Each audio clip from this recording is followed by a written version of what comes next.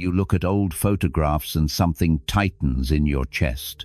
The person you used to be, the relationship that ended, the career you left behind, the youth that slipped away while you weren't paying attention. And there's a voice inside that whispers, if only you could go back. If only things hadn't changed. If only you could reclaim what was lost. But here's what most people miss. That ache you're feeling, that resistance to what cannot return. It's not weakness. It's not failure. It's the beginning of something ancient Buddhist masters discovered 2,500 years ago, a doorway to a strength you never knew you had. There's a particular kind of heaviness that comes from carrying what's already gone. You wake up some mornings, and the first thought that arrives is about yesterday's version of your life. The job you used to have, the person who used to call, the body that used to move without pain, the mind that used to remember without effort. You're not alone in this. Right now, millions of people are holding on to closed chapters with such force that their hands have gone numb. They've mistaken gripping for loyalty, resistance for love. Notice what happens in your body when you think about what cannot return. There's a tension, isn't there? A pulling backward, even as life insists on moving forward. This is what the Buddha called tanha, not just desire, but a desperate clinging that transforms natural change into unbearable suffering. But here's where Buddhist wisdom offers something unexpected, something that changes everything. In ancient Pali, there's a word that appears throughout the earliest Buddhist teachings, anicca. It means impermanence. But not the way you might think. Anicca isn't a grim pronouncement that everything you love will crumble. It's a recognition of something you already know but keep forgetting. That change is not the exception to life, it's the very fabric of existence itself. All conditioned things are impermanent, the Buddha taught. When one sees this with wisdom, one turns away from suffering. Read that again. Not endures suffering, not accepts suffering, turns away from suffering. The Buddha wasn't asking you to simply tolerate loss. He was pointing to something deeper, that the suffering doesn't come from what changes. It comes from insisting that things should have stayed the same. Think of water. It flows, changes form, moves from river to ocean to cloud to rain. If you tried to hold water permanently in your cupped hands, you wouldn't be preserving it, you'd be preventing it from being what it is. Your past relationships, your former self, the opportunities that closed, they were always water. And you've been standing there with cupped hands, wondering why your arms are so tired. But there's something even more profound happening here. When you grieve what cannot return, who exactly is doing the grieving? You might answer, I am. The same person who experienced those things. And this is where Buddhist teachings on anatta, non-self, become not just philosophical, but deeply liberating. The you who had that relationship isn't the you reading these words. Every cell in your body has been replaced. Your thoughts have evolved. Your understanding has deepened. Your heart has learned things it couldn't have known before. The person you were 5 years ago is as gone as any departed relationship. And yet, you're here, changed, different, still whole. This isn't loss, it's transformation. The masters understood something we've forgotten. There is no permanent, unchanging self that has experiences. There's only the flowing river of experience itself, appearing moment by moment, never the same twice. When you cling to what cannot return, you're not just mourning a lost circumstance. You're trying to resurrect a version of yourself that existed only in a specific moment, under specific conditions, with specific illusions intact. That version of you served its purpose. It brought you here. And now it has dissolved back into the stream of becoming, just as this present moment will. Here's what the Buddhist texts reveal. Something that runs counter to everything modern culture teaches about strength. True power doesn't come from holding on. It comes from the capacity to release. There's a story about a monkey trap used in Southeast Asia. A narrow-necked jar is filled with nuts. A monkey reaches in, grabs the nuts, and makes a fist. Now the fist is too large to withdraw from the jar. The monkey is trapped not by chains or cages, but by its own refusal to let go. The door to freedom is open. It has always been open. But the monkey believes that holding on is strength, that releasing is loss, that the nuts in hand are more valuable than the whole forest waiting beyond. Sound familiar? The job you lost, the relationship that ended, the health you once had, the person you used to be. Each one is a fistful of nuts in a narrow jar, and Buddhist practice offers the radical suggestion: open your hand, not because what you're holding doesn't matter, but because your freedom matters more. Consider this carefully. What we call strength in modern culture is often rigidity wearing a costume. The person who never gives up on a dead relationship, the one who stays strong by refusing to feel, the individual who pushes through by denying what's actually happening. This isn't strength. It's a fortress built of denial. And you know what happens to fortresses? They keep things out, including healing, including growth, including the very life you're trying to live. Real strength, the kind Buddhist masters cultivated, looks different. It's supple, responsive, it bends without breaking, it feels without shattering, it acknowledges what is, without being consumed by it. The strongest tree in the forest isn't the one that resists every wind. It's the one whose roots go deep enough to remain grounded while its branches dance with change. Your practice of acceptance is growing those roots. Let's be clear about something crucial. Acceptance in Buddhism is not resignation. It's not looking at what cannot return and shrugging your shoulders. It's not spiritual bypassing or pretending not to care. The Zen teacher Shunryu Suzuki said, "The way to control a wild horse is to give it a big meadow." Acceptance is the meadow. It's the spaciousness that allows grief to move through without destroying you. It's the capacity to feel the full weight of loss without being crushed by it. When someone says, "just let it go," they often mean stop feeling. But that's suppression, not liberation. Buddhist acceptance means, I acknowledge this feeling, I see this loss, I honor what was, and I stop demanding that reality be different than it is. This takes more strength than clinging, more courage than denial, more wisdom than hope for impossible returns. It's the difference between a closed fist and an open hand. Both require muscle. But only one can receive what comes next. There's a teaching from the Pali Canon that rarely gets discussed in popular Buddhism. When the Buddha's own death approached, some of his monks wept openly, others remained composed. The text describes both responses and judges neither. The ones who cried weren't less enlightened. The ones who didn't cry weren't more advanced. They were simply being authentic to their experience in that moment. This reveals something essential. Buddhist acceptance isn't about manufacturing a specific emotional response.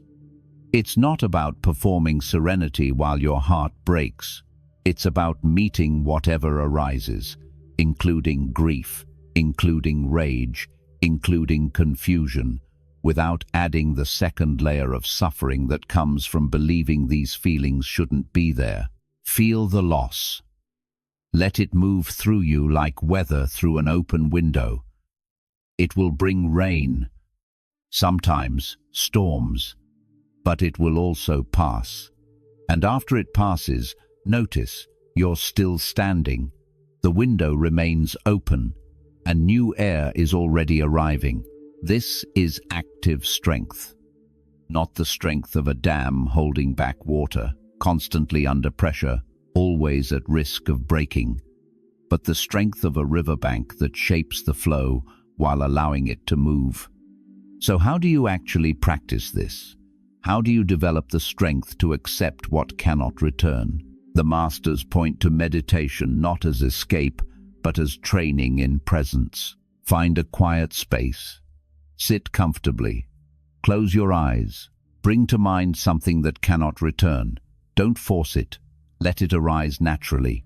Maybe it's a person, a place, a period of your life, a version of yourself. Notice what happens in your body. Where does the resistance live? Is there tightness in your chest? Heaviness in your stomach? Tension in your shoulders? Don't try to change these sensations. Just meet them.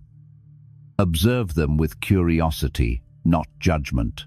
Now, with each exhale, imagine releasing just a little bit of that grip. Not all of it, not forever, just for this one breath. Inhale. I acknowledge what was. Exhale. I release my demand for its return. Inhale. I honor the grief. Exhale.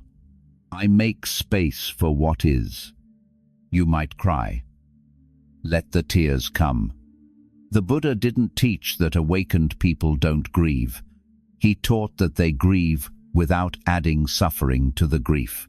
Grief plus resistance equals suffering. Grief plus acceptance equals healing. This is not a one-time practice. It's not something you do once and master. It's a daily training in letting reality be real. Here's something crucial the masters understood. Your mind will create elaborate stories about alternative realities. If only I had said this differently, they would have stayed. If only I had taken that other job, everything would be better. If only I had started earlier, I wouldn't have this regret. These thoughts feel like wisdom. They masquerade as helpful reflection. But look closer, they're actually violence against the present moment.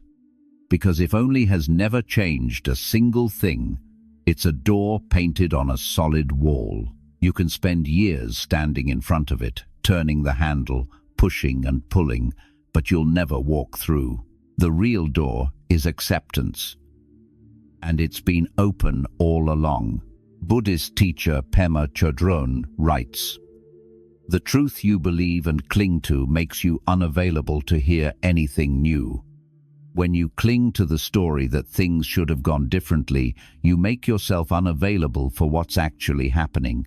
You trap yourself in a ghost conversation with a ghost version of your life. The strength isn't in finding the right argument to change the past. The strength is in withdrawing your energy from that impossible task and investing it in this actual moment." But there's another layer to this teaching, one that offers unexpected comfort. Buddhist philosophy speaks of pratitya samutpada, dependent origination. Everything arises in dependence on conditions. Nothing exists in isolation. The relationship that ended? It hasn't vanished into nothingness. It lives in who you became through it, in the lessons it taught, in the capacity it developed in you, the career you left behind. It built skills you carry into whatever comes next. The youth you can't reclaim, it gave you the experience and wisdom you now possess. Nothing is ever truly lost, because nothing ever truly existed as a separate, independent thing. Everything you've experienced has woven itself into the fabric of who you are. This is why acceptance doesn't mean forgetting. It means recognizing that what came before isn't separate from what is now. The past doesn't need to return because it never left it transformed into this present moment. You are the continuation of everyone you've loved, every experience you've had, every version of yourself you've been. They're not gone, they've become you. Think about this deeply for a moment. When someone you loved is no longer physically present, where did they go? They live in the way you laugh at certain jokes, the sense of humor they helped shape. They exist in the values you hold, principles they either taught you or showed you the opposite of. They continue in the way you treat others, patterns learned through your time together. Even difficult relationships that ended badly contributed something. They taught you boundaries, they showed you what you won't accept, they clarified what matters to you. They're present in your hard-won wisdom. The Buddhist teacher Thich Nhat Hanh used the metaphor of a wave. A wave rises from the ocean, appears to have a separate existence, and then returns to the ocean. But the wave was never separate from the ocean. It was always ocean, temporarily expressing itself as wave. You are the ocean. Every experience, every person, every version of yourself, their waves that arose, had their moment and returned to the vastness of what you are. They didn't disappear. They rejoined the whole. When you understand interdependence, grief changes. It becomes less about losing a separate thing and more about honoring how that thing shaped the ongoing flow of your life. The career that ended didn't take your competence with it. Your competence came through that career, but it belongs to you now. It will flow into whatever work comes next. The relationship that dissolved didn't carry away your capacity to love. That capacity was developed through relationship, but it's yours now. It will express itself in new forms. The youth that passed didn't steal your vitality. It transformed your vitality into wisdom, patience, depth. These are not lesser, they're evolution. Nothing is ever subtracted from you. Everything is transformed. The Buddha made a crucial distinction that modern culture often misses. Pain is inevitable. It's the natural response to loss, change, the fading of what we treasured. Suffering is optional. It's what we add through resistance, through the story that this pain shouldn't be here, through the demand that reality be different. Think of physical pain. When you cut your finger, there's an immediate sensation. That's pain. Now imagine spending the next 3 days thinking, I shouldn't have cut my finger. Why did this happen to me? If only I'd been more careful. My life would be so much better if I hadn't cut my finger. That's suffering. And it's absurd, isn't it? Yet this is precisely what we do with emotional loss. A relationship ends. Pain, natural, human. Then, I should have done more.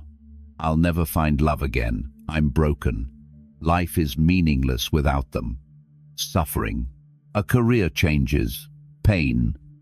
Understandable. Then, I wasted those years. I'm a failure. I'll never recover. I should have known better. Suffering. The Buddhist path doesn't eliminate pain that would be impossible and even undesirable. Pain is information. It's connection. It's proof that things mattered. But Buddhism offers freedom from the unnecessary suffering we create through resistance to what is. There's a Tibetan Buddhist practice called Tonglen taking and sending that completely reverses our usual approach to pain. Instead of pushing away difficult feelings, you breathe them in. Instead of hoarding comfort, you breathe it out to all beings. This might sound counterintuitive. Why would you deliberately breathe in suffering? Because by doing so, you stop treating your pain as a personal affliction. You recognize it as part of the human experience, something that connects you to every person who has ever lost, ever changed, ever had to accept what cannot return. Try this now. Think of what cannot return. Feel the tightness that comes. On the inhale, breathe in that feeling, not just yours, but the same feeling in everyone, everywhere. All the people grieving closed chapters. All the hearts aching for impossible returns. On the exhale, breathe out acceptance, peace, freedom for yourself and for all beings. Inhale the shared pain of impermanence. Exhale compassion for all who struggle with loss. This practice transforms your personal grief into a gateway to connection. Your specific loss becomes a bridge to universal understanding, and something shifts. The pain doesn't disappear, but it loses its power to isolate you. You're no longer alone in a prison of your past. You're part of the vast human experience of change. Here's something the masters discovered that few people talk about. Accepting what cannot return doesn't just end suffering. It creates space for something you probably didn't expect. Joy.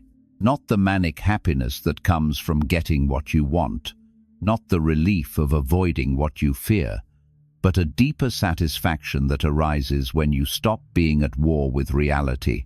The Pali texts describe this as mudita, sympathetic joy, or appreciative joy. It's the capacity to find delight in what is, rather than mourning what isn't. When you're no longer investing energy in resisting change, that energy becomes available for presence, for curiosity, for noticing beauty you've been too busy to see. The relationship ended, yes. But notice, the sun still rises. Your coffee still has that smell you love. Music still moves you. There are people in your life right now who would miss you if you were gone. This moment right now contains completeness, even in its imperfection. Acceptance doesn't mean you stop wanting things. It means you stop making your peace dependent on getting them. You can want a new relationship while accepting singleness. You can work toward career goals while accepting where you are now. You can hope for better health while accepting your body as it is.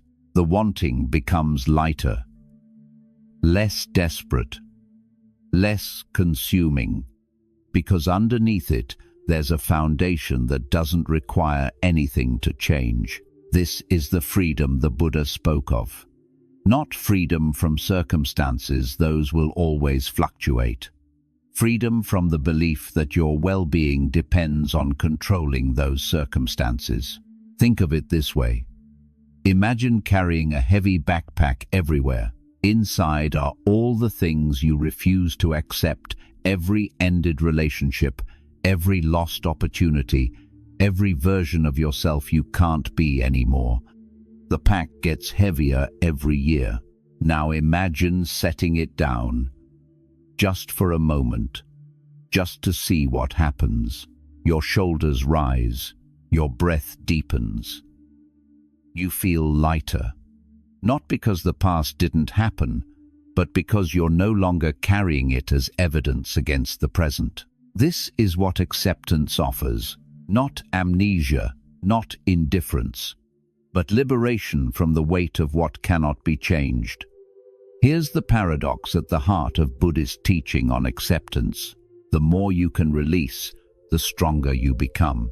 The more you can let go, the more you truly possess. The more you accept change, the more stable you are. It's like a tree in a storm. The rigid branches break, the flexible ones bend and survive. Your strength isn't measured by how much you can hold on to.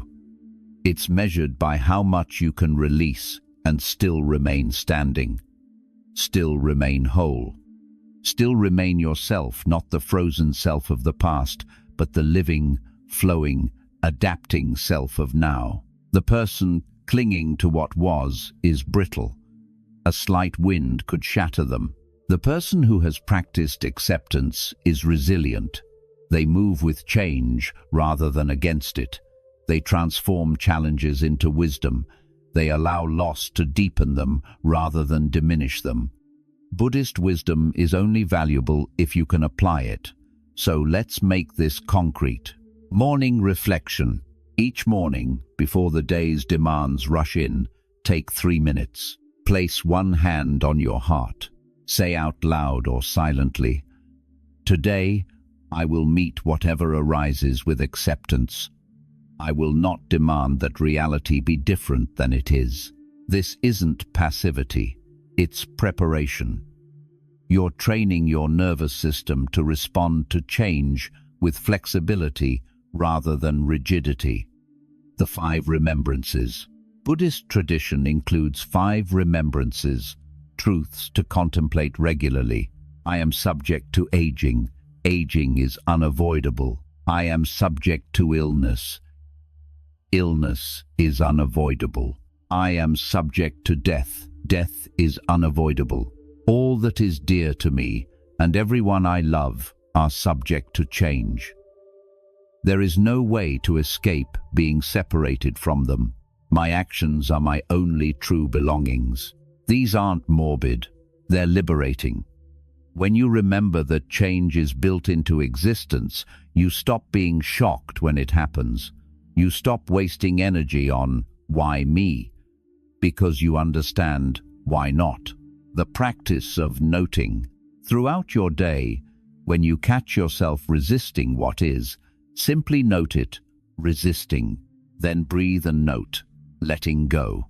Resisting. Letting go. Clinging. Opening. Demanding. Accepting. You don't have to succeed perfectly. You're training a new neural pathway. Each time you notice and release, you're strengthening the muscle of acceptance. Evening gratitude for impermanence. Before sleep, reflect on 3 things that changed today. Not things that went wrong, but simply things that changed. And instead of resisting those changes, whisper thank you to them.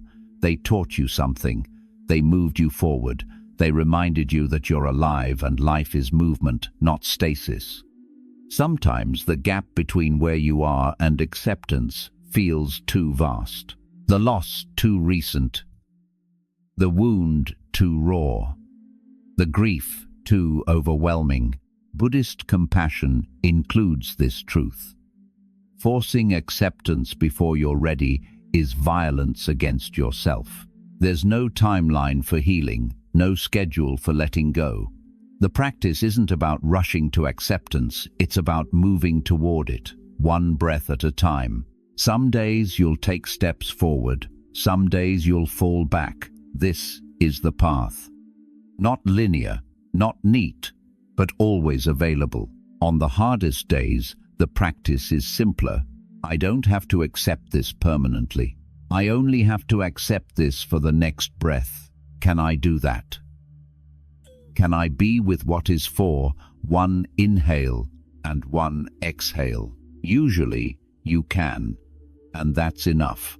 That one breath of acceptance is victory. Tomorrow, you'll practice again. And again. Building capacity, one moment at a time. Let's talk honestly about the moments when acceptance feels like betrayal. When letting go feels like erasing. When accepting what cannot return feels like admitting defeat. These feelings are real, they're valid, and they're also part of the process. There's a difference between honoring what was and being imprisoned by it, between remembering love and refusing to live because love ended, between acknowledging loss and making loss your identity. The person you loved would want you to live fully, wouldn't they? The career that ended served its purpose. Would it want you frozen in the past? The youth you had gave you everything it could. Does it ask you to reject the wisdom that came after? Sometimes acceptance feels impossible because we've confused it with forgetting, or with saying it didn't matter, or with pretending we're fine when we're not. But that's not what acceptance asks of you.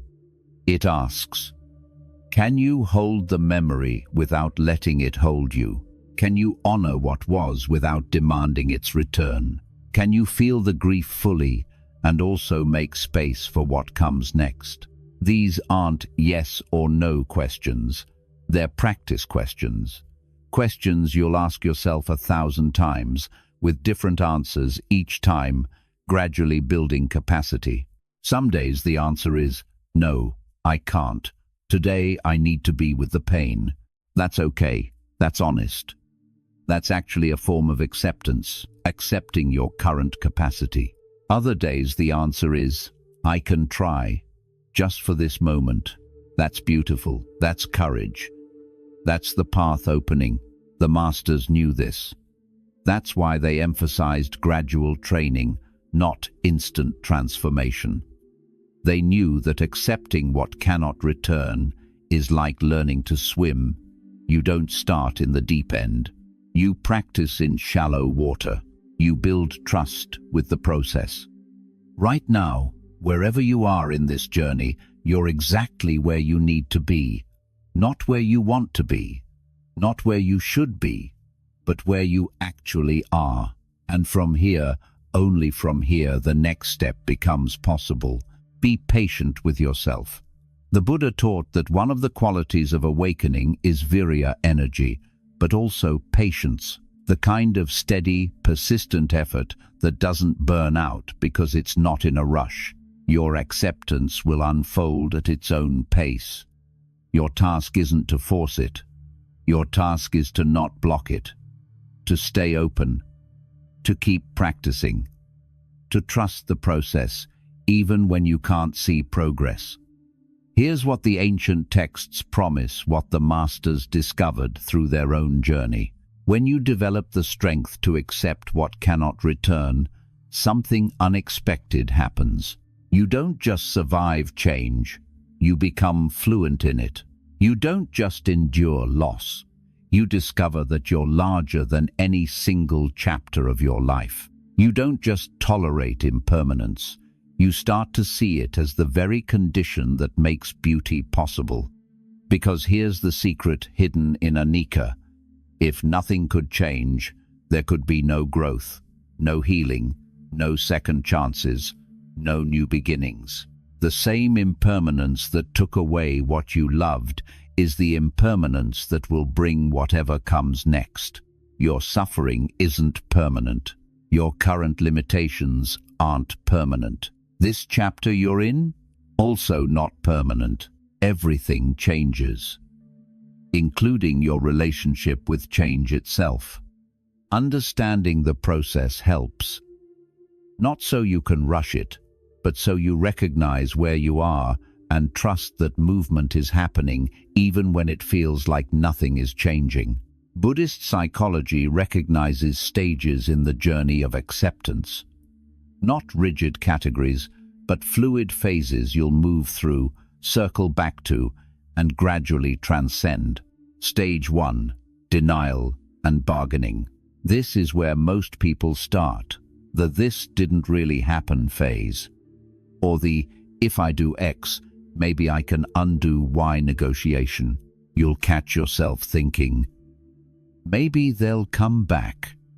Maybe I'll wake up and this job will be restored. Maybe if I exercise enough, I'll get my 20-year-old body back. This isn't weakness. It's your psyche protecting you from absorbing too much reality too quickly. It's temporary armor while you gather strength for what's ahead. Buddhist practice during this stage is simple. Notice these thoughts without believing them completely. Let them be there. Don't fight them, but also don't invest everything in them. You're learning to hold thoughts lightly, like clouds passing through the sky of your awareness. Present, but not permanent. Real, but not truth. Stage 2, anger and protest. Eventually, reality becomes undeniable, and with that realization comes resistance. Sometimes as anger, sometimes as depression, sometimes as restlessness. This shouldn't have happened. It's not fair. Why me? These aren't failures of practice. They're the sound of your attachment system realizing it has to let go. like a hand that's been gripping something for so long that opening it hurts. Buddhist practice here. Metta toward yourself. Loving kindness for the part of you that's struggling.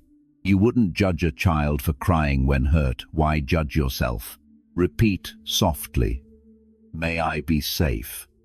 May I be peaceful. May I be free from suffering. Not because you immediately will be, but because these words create space for eventual peace. They're seeds planted in winter that will bloom when conditions are right. Stage 3. Exhaustion and surrender. At some point, resistance becomes too tiring. You've fought reality, and reality has won every round. Not because reality is cruel, but because reality is real. This is the vulnerable moment, the dangerous moment, the sacred moment. You can collapse into despair, here I give up, which is not acceptance, but defeat. Or you can soften into surrender, I accept, which is not defeat, but wisdom. The difference is subtle, but crucial. Despair says, nothing matters. Surrender says, this matters deeply, and I can't change it, and both things are true. Buddhist practice here. Just sit. Don't try to feel better. Don't try to be enlightened. Just be with what is. Breathe with it. Let the exhaustion be exhaustion. Let the sadness be sadness. This is the gateway. Most people arrive here and turn back, frightened by the rawness. But if you stay, if you sit with the vulnerability, something begins to shift. Stage 4. Reorganization. You wake up one morning and realize you've been thinking about something other than your loss. Not because you've forgotten, but because life is gently, persistently inviting you forward. You're not over it. But you're not drowning in it either. You start to notice new possibilities. Not replacements for what was lost. Nothing replaces what was lost. But new forms, new expressions, new chapters. The person who died, you find ways to honor them by living more fully. The relationship that ended, it taught you things you're applying in new connections. The career that closed, it revealed skills you didn't know you'd need for what comes next. Buddhist practice here. Gratitude. Not forced positivity. Not everything happens for a reason, platitudes. But genuine appreciation for your own resilience, for the support you received, for the fact that you're still here, still breathing, still capable of this moment. Stage 5. Integration and wisdom. Eventually, and this can take months or years, what cannot return becomes integrated into your story. Not as a wound you're managing, but as a chapter that deepened you. You can speak about it without being consumed by it. You can remember without being pulled back into that time. You've accepted not just the loss, but your survival of it. This is where the Buddhist teachings on anatta become experiential, not just intellectual. You realize the you who experienced that loss isn't the you who lives now. Both versions are real. Neither is permanent. Both are expressions of an ongoing process that was never static to begin with. Buddhist practice here, paying it forward. Your hard-won wisdom isn't just for you. When you see someone struggling with what cannot return, you recognize them, not with pity, but with kinship. You can offer presence without trying to fix. You can hold space without needing them to be okay. You've become what you needed when you were in the depths. And that transformation of suffering into compassion is what the Buddha meant by the end of suffering.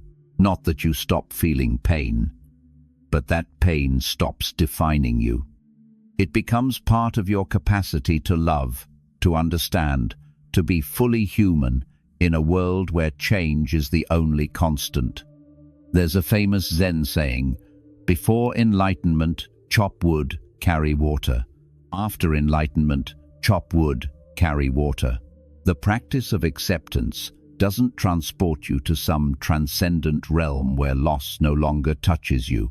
It returns you to this life, this actual, imperfect, constantly changing life with new eyes. You still feel grief, but the grief no longer chains you to the past. You still remember what was, but the memories no longer block what is. You still experience loss, but the loss no longer defines you. This is the strength of accepting what cannot return. Not a magical immunity to pain, not a spiritual bypass around feeling, but a fundamental shift in your relationship to the nature of existence itself. You stop fighting the current, you learn to swim, you stop demanding permanence, you learn to dance with change, you stop clinging to closed doors, you learn to walk through open ones.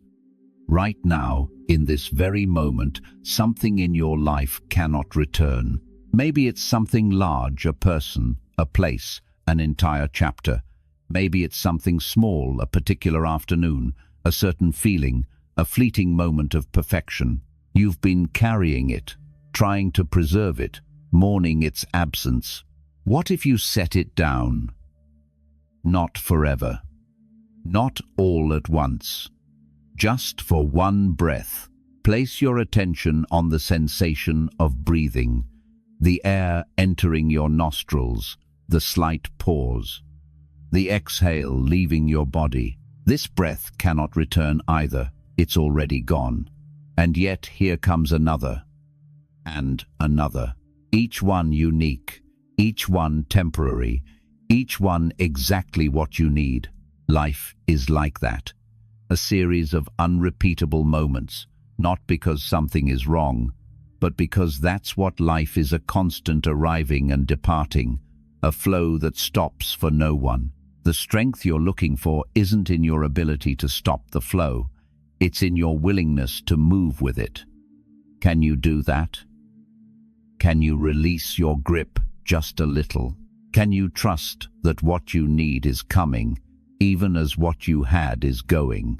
Can you accept that the person you'll become through this loss might be more whole than the person you were before it?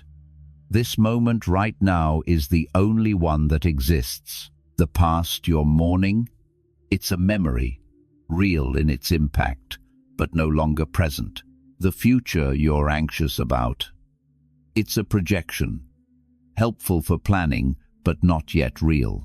But this breath, these words, the sensation of your body sitting or standing or lying down, the sounds around you, the feeling in your heart, this is it.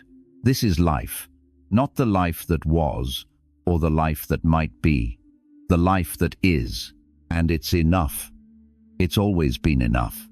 Your practice, your path, is to return to this truth over and over, to release what cannot return and embrace what actually is. Some days you'll do this well.